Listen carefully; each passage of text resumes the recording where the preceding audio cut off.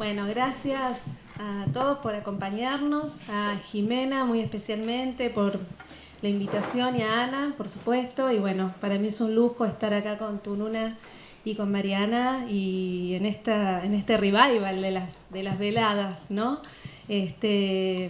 Bueno, nada, voy a darles unos textos que pensé para hoy especialmente.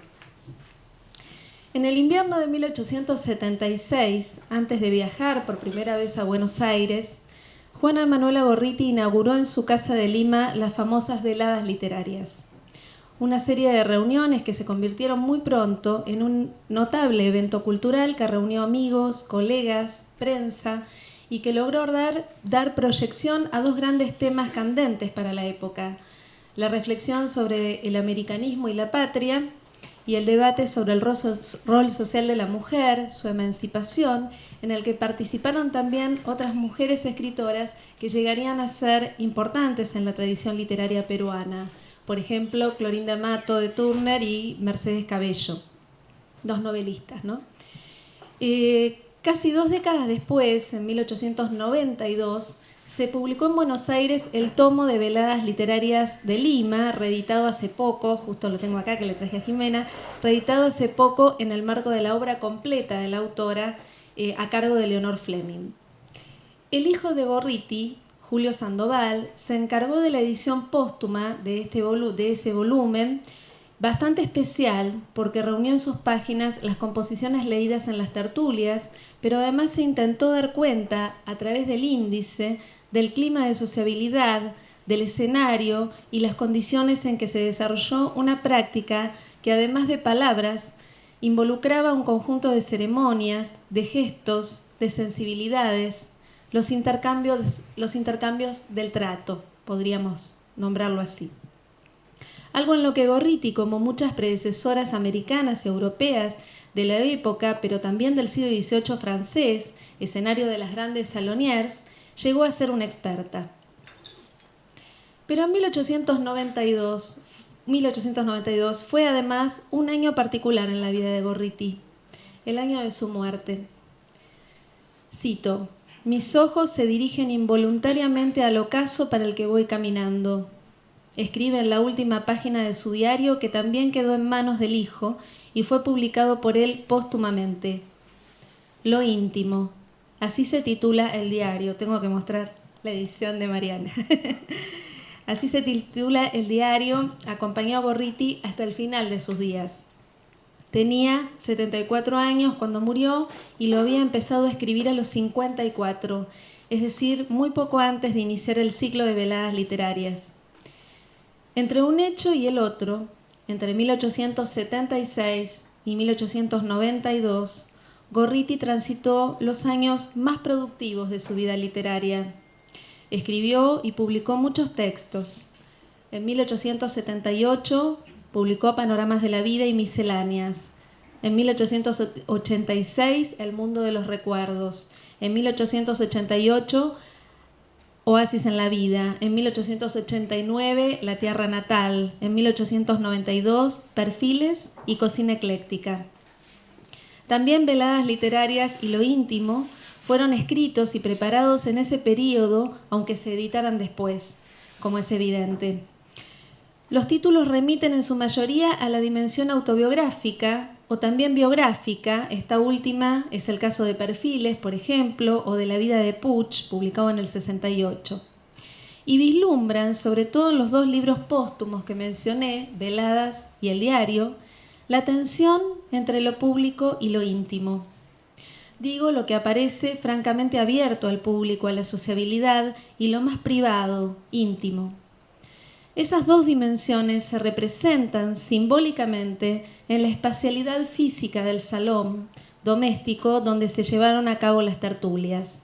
Dice Gorriti en el diario: una salita donde no hay más que bancos y pizarras, mapas y pupitres. El mismo cuarto donde Gorriti se sentaba a escribir cuando estaba a solas, su diario, el cuarto propio. ¿Pero qué es lo íntimo? Me asalta como una tentación esa pregunta, impulsada por esta escritora del pasado que me es tan personalmente familiar a esta altura. Trabajé muchos años en la obra de Gorriti. Ella me llevó por primera vez a Lima a ver los periódicos, a indagar qué estaba pasando en la literatura peruana cuando esta salteña se radicó allá y escribía. Gorriti me hizo conocer a muchos colegas y amigos queridos en esa ciudad donde ella también los tuvo. Me abrió el camino a lo que fue mi tesis de doctorado sobre mujeres románticas hace años y creo que me impulsó también a escribir mi propio diario. De mí tiene ese título y ocupa un archivo reservado en mi computadora.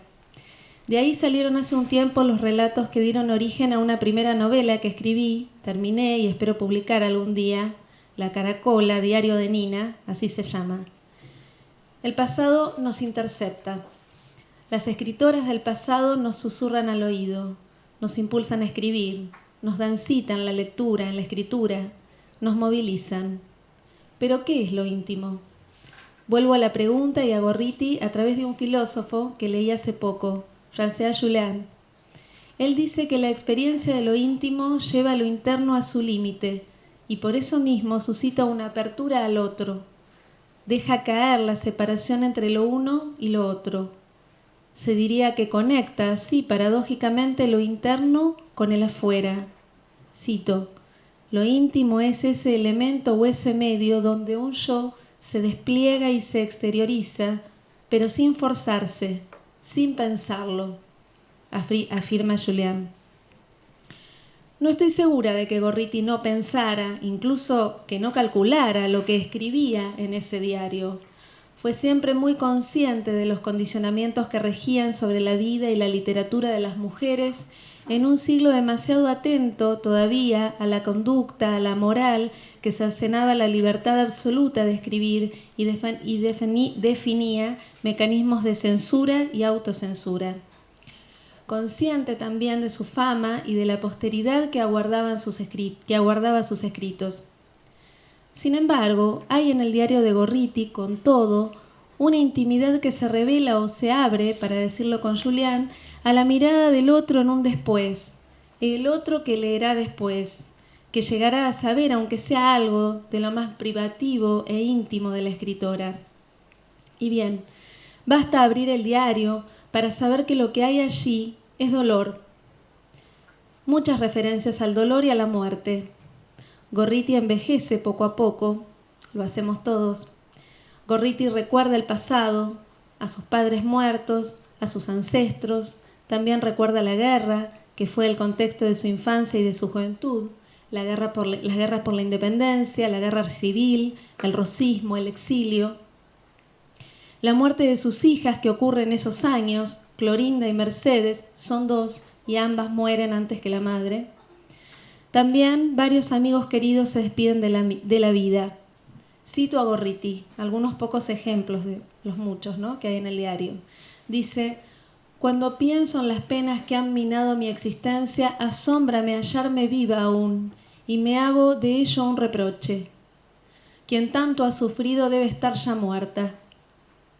Cuando voy al cementerio y siento la quietud inmensa de aquel recinto, qué envidia tengo a los muertos. Amanezco cada mañana sin aliento por un desfallecimiento moral, pero reflexiono que las numerosas obligaciones que pesan sobre mí me quitan el derecho a enfermar y me gritan, como voz divina al judío errante, anda, anda.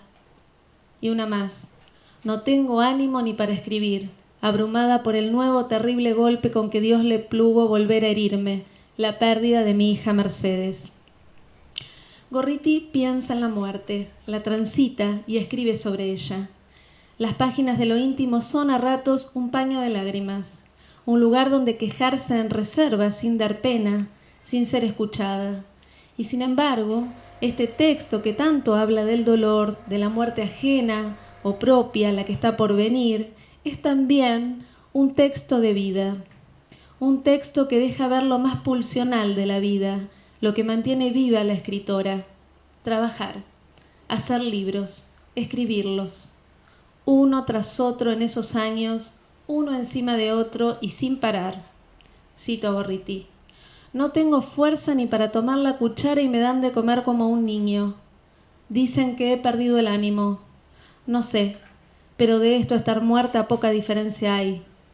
En lo álgido de mi enfermedad y como una ironía del destino se publicó Cocina Ecléctica. Cada línea que escribo, así como cada plática o la emisión de la voz, paréceme un paso a la vida. La escritura es la vida. La escritura es lo real, lo vital, la posibilidad de morir contento, como dijo Blanchot a propósito de Kafka y de su soledad. De algún modo Kafka ya está muerto o exiliado, separado del resto para poder escribir. ¿Quién de nosotras no conoce esa experiencia? A veces esa separación se da en medio de los otros también. Lo supieron Emily Dickinson, las hermanas Brontë.